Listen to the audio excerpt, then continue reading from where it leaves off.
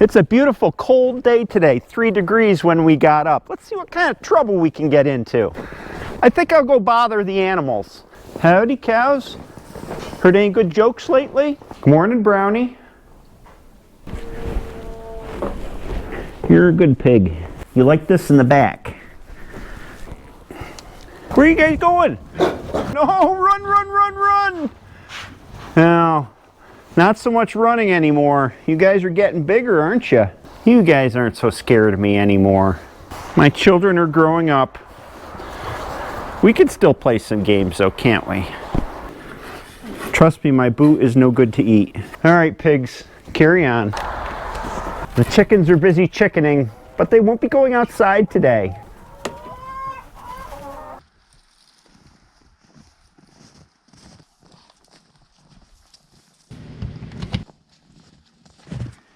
All right, ladies.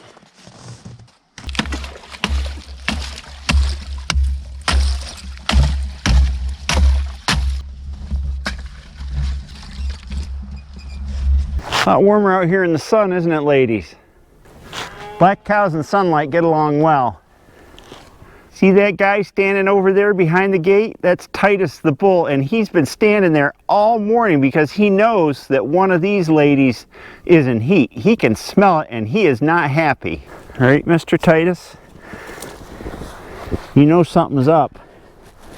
You're not happy you can't get to those ladies.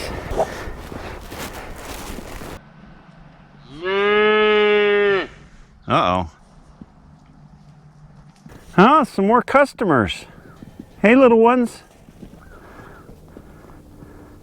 I gotta sharpen up the chainsaw because it is firewood cutting season. I always put a dab of grease on the chain so I know where I started.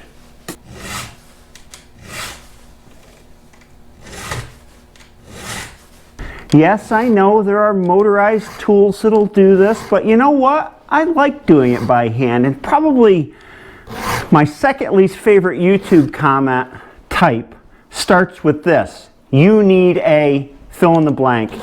I choose to do things the way I do things because I enjoy doing them that way.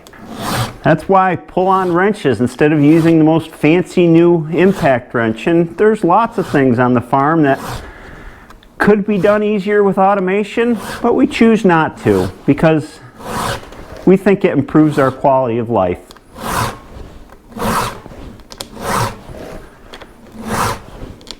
I started out sharpening chains using a jig. Still a hand file, but a jig. And after I got the hang of it, I just file them by hand and they turn out nice and sharp.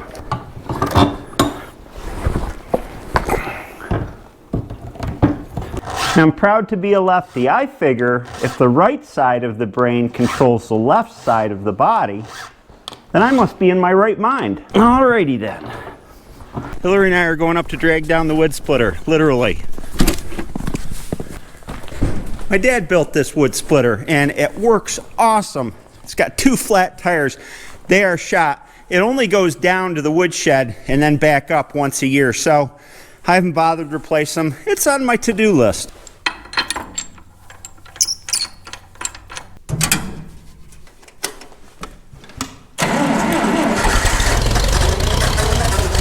Oh no! She needs a little choke.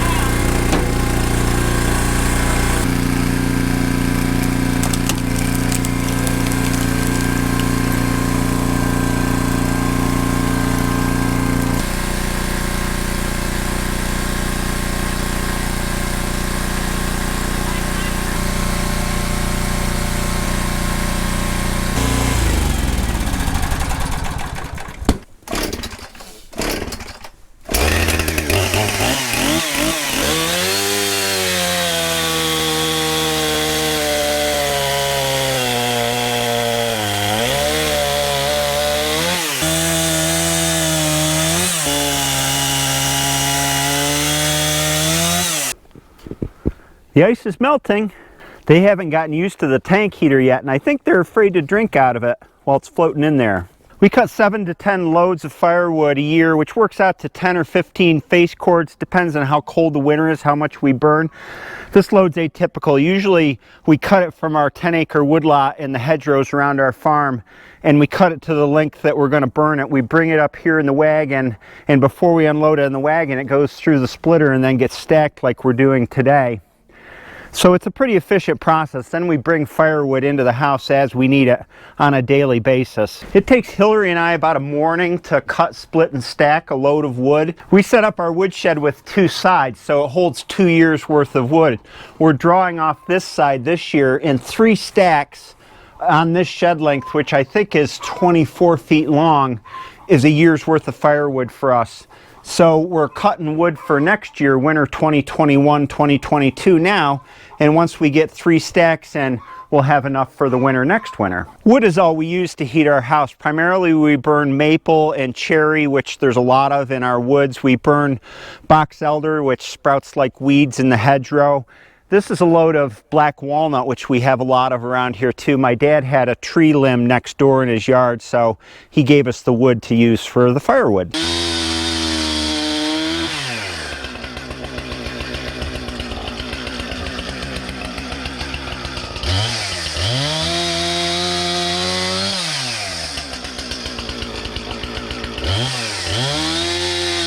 I guess you could say that cutting firewood runs in my genes. My grandfather was a lumberman all his life.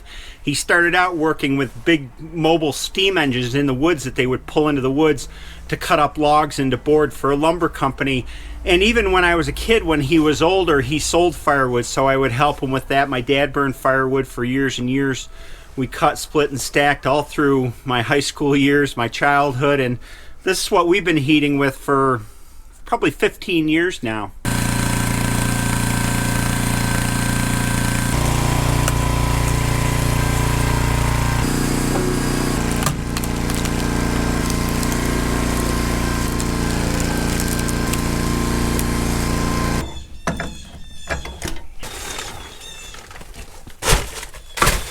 There.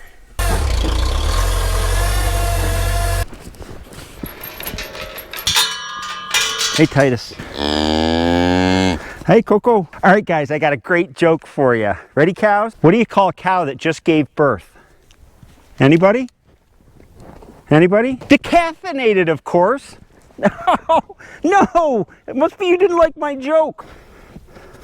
You guys are goofballs. Titus the bull is still pining for the heifers across the fence. I'll distract him with a scratch. Well, cows, that's enough humor for one day, right? Oh, a few chickens ventured out today. There is Mr. Frederick Fluffington standing on the ramp. They won't be out here for much longer. Once the sun starts to go down like this, they're inside already jostling for position on their favorite roost. Thinking of firewood, the old saying around here, and probably where you live too, is half your wood and half your hay by Groundhog Day.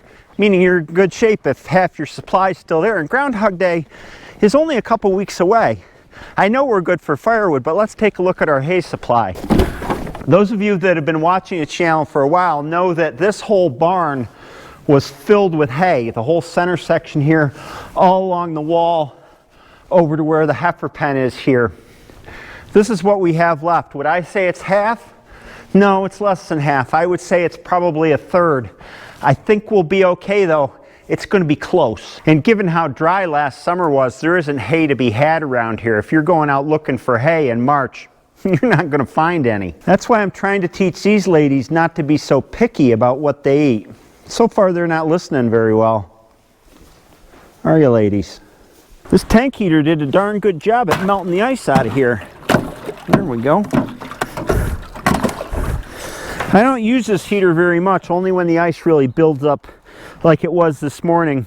I run it during the day, disconnect it at night, and it's good to go for at least a couple more days, unless we have a real cold snap. So at the end of the day, I just pull it out and put it back in the shop to get out the next time.